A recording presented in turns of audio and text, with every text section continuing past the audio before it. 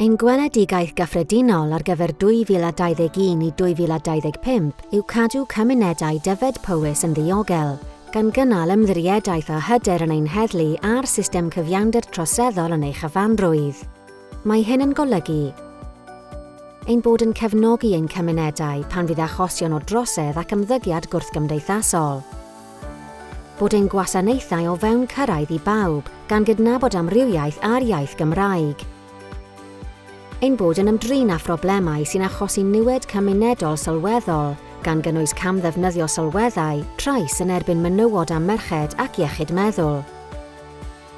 Ein bod yn diwallu anghenion ein cymunedau o ran atal troseddu, yn diogelu'r cyhoedd ac yn adeiladu gwydnwch, ac bod ein hymgysylltiad gyda'r cyhoedd yn lliwio'r broses o wneud penderfyniadau strategol. Mae heddlu Dyfed-Powys yn rhan anhepgor o'n cymunedau, ac mae'r berthynas unigryw hon yn holl bwysig. Mae'n rhaid i'r cyhoedd barhau'n ganolog i bob dim a wnawn. Byddwn yn monitro sut mae'r heddlu, gwasanaethau a gomisiynwyd a phartneriaid yn cyflawni yn erbyn y blaenoriaethau.